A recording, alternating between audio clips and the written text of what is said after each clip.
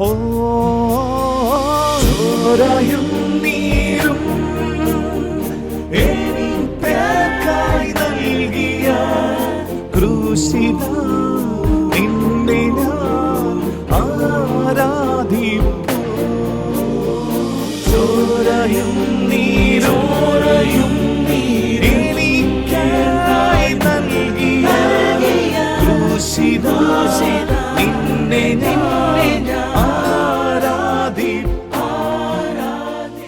ഹെബ്രായ ലേഖനം 9-ാം അധ്യായം 14-ാം തിരുവചനത്തിലാണ് യേശുക്രിസ്തുവിന്റെ രക്തത്തിന്റെ ഒരു നല്ല പ്രത്യേകത നമ്മൾ വായിക്കുന്നത്. അത് ഇപ്രകാരമാണ്: യേശുക്രിസ്തുവിന്റെ രക്തം ഒരാളുടെ ജീവിതത്തിൽ നിന്ന് പാപത്തിന്റെ മുഴുവൻ കെട്ടുകളും പൊട്ടിക്കും എന്നാണ് പറയുന്നത്.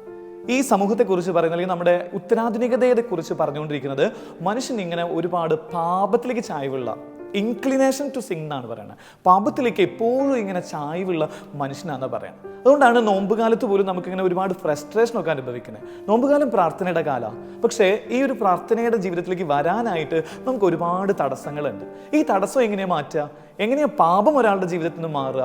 അതിന് ക്രിസ്തു നൽകുന്ന ഉദാഹരണം, നിങ്ങൾ ഈശോയുടെ രക്തം കൊണ്ട് കഴുകാൻ നിങ്ങൾ ദാഹിച്ചു തുടങ്ങണം എന്നാണ് പറയുന്നത്. അതാണ് ഹെബ്രായ ലേഖനത്തിലും റോമക്കാരുടെ ലേഖനത്തിലും ഒക്കെ പൗലോസ് അപ്പോസ്തലനിലൂടെ ഹെബ്രായ ലേഖനം എഴുതിയ വ്യക്തിയൊക്കെ പറയുന്നത്, നിങ്ങൾ യേശു ക്രിസ്തുവിൻ്റെ രക്തം കൊണ്ട് പാപത്തിൽ നിന്ന് മോചിതരാവണം. അപ്പൊ നമുക്കറിയാം, ഇന്ന് ഏതൊക്കെ മേഖലകളിലുള്ള പാപം, എല്ലാ മേഖലകളിലും പാപത്തിൽ വീണുകൊണ്ടിരിക്കുന്ന മനുഷ്യനെ കുറിച്ചുള്ള വാർത്തകളാണ് നമ്മൾ സോഷ്യൽ മീഡിയയിൽ കണ്ടുകൊണ്ടിരിക്കുന്നത്. നമ്മുടെ കണ്ണ് അടിച്ചു പോകുന്ന രീതിയിൽ, കാതുകൾ ഇങ്ങനെ ദ്രവിച്ചു പോകുന്ന രീതിയിലൊക്കെയുള്ള അത്രയും മലിനമാകുന്ന രീതിയിലുള്ള പാപത്തിൻ്റെ വഴികളിലൂടെ കടന്നു പോകുന്നവരാണ്. ഈ പാപത്തിൽ നിന്ന് ഒരാളെ വീണ്ടെടുക്കാനുള്ള ശുശ്രൂഷയാണ് യേശു ക്രിസ്തു കുരിശിൽ ചിന്തിയ രക്തം കൊണ്ട് നമുക്ക് ലഭിക്കുന്നത്. അതുകൊണ്ടാണ് പറയുന്നത്, അവൻ്റെ രക്തത്തുള്ളികളാൽ നമ്മൾ പാപത്തിൽ നിന്ന് പുതുജീവനിലേക്ക് വീണ്ടും ജനിച്ചു എന്ന് പറയുന്നത്. ആദിമാതാപിതാക്കൾ ചെയ്ത പാപത്തിൻ്റെ ഫലമായി വന്ന, ലോകത്തിൽ വന്ന എല്ലാ നെഗറ്റിവിറ്റികളും മാറ്റാനായി കുരിശിലേറിയ ക്രിസ്തു നമ്മെ രക്ഷിക്കുന്നത് അവൻ്റെ തിരുരക്തം കൊണ്ടാണ്. അങ്ങനെയാണെങ്കിൽ ഈ നോമ്പ് കാലത്ത് നമ്മൾ ഈശോയുടെ അടുത്തിരുന്ന് ചോദിക്കുക, ഈശോയെ, ഞാൻ ചെയ്തുകൊണ്ടിരിക്കുന്ന പാപങ്ങൾ എന്താ? എൻ്റെ പാപത്തിൽ നിന്ന് എനിക്ക് രക്ഷയില്ല എന്നൊരു തോന്നൽ എൻ്റെ ജീവിതത്തിലുണ്ട്. ഈ തോന്നലിൽ നിന്ന് എന്നെ പൂർണ്ണമായി വിടുവിക്കണം എന്ന് പറഞ്ഞിട്ട് നമുക്ക് പ്രാർത്ഥിക്കണം. ഈ നോമ്പ് കാലത്ത് നിശ്ചയമായും ധ്യാനിക്കേണ്ട കഥാപാത്രമാണ് ദാവീദ്. ദാവീദ് ഒരുപാട് പാപം ചെയ്തപ്പോഴാണ് ഉണ്ടായിരുന്ന കൃപാവരം മുഴുവൻ നഷ്ടപ്പെട്ടെ. അതുകൊണ്ട് പിന്നീട് ദാവീദ് സങ്കടപ്പെട്ട് കർത്താവിൻ്റെ അടുത്ത് പറഞ്ഞിട്ടുണ്ട്, കർത്താവേ, നീ ഇനി എന്നിൽ നിന്ന് മറഞ്ഞു നിൽക്കുവോ?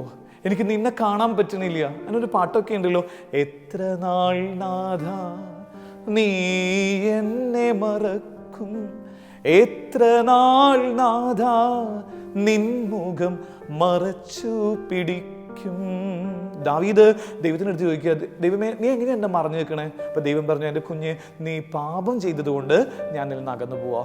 അത് കഴിഞ്ഞ് അവൻ 51-ാം സങ്കീർത്തനത്തിൽ കരഞ്ഞു പറഞ്ഞ് ഈശോയുടെ അടുത്ത്, ദൈവത്തിൻ്റെ അടുത്ത് പ്രാർത്ഥിക്കുകയാണ്, എൻ്റെ ദൈവമേ, എൻ്റെ പാപം എടുത്തു മാറ്റണേ. ഇപ്പം നമ്മൾ പാപത്തിൽ കിടക്കുന്നുണ്ടെങ്കിൽ ഈ നോമ്പ് കാലത്ത് ഈശോയോട് പറയാ, ഈശോയെ, നിൻ്റെ തിരുവിലാവിൽ നിന്ന് ഒഴുകുന്ന തിരുരക്തം കൊണ്ട് എൻ്റെ പാപത്തിൻ്റെ കെട്ടുപാടുകൾ മാറ്റി എന്നെ വിശുദ്ധീകരിക്കണേ എന്ന് പ്രാർത്ഥിക്കാം. നമുക്ക് ഒരു മിനിറ്റ് കണ്ണുകൾ അടയ്ക്കാം, പ്രാർത്ഥിക്കാം. കർത്താവായ ഈശോയെ, ഞങ്ങളുടെ ജീവിതത്തിൻ്റെ എല്ലാ പാപ സാഹചര്യങ്ങളും പാപത്തിൻ്റെ കെട്ടുകളും നിൻ്റെ കരങ്ങളിലേക്ക് സമർപ്പിക്കണം. നിൻ്റെ തിരുവിലാവിൽ നിന്ന് ഒഴുകുന്ന തിരുരക്തത്താൽ ഞങ്ങളെ ഓരോരുത്തരെയും കഴുകി പാപത്തിൽ നിന്ന് പുണ്യത്തിൻ്റെ പറുദീസായിലേക്ക് ഞങ്ങളെ ചേർത്ത് നിർത്തണമേ. ആമേൻ.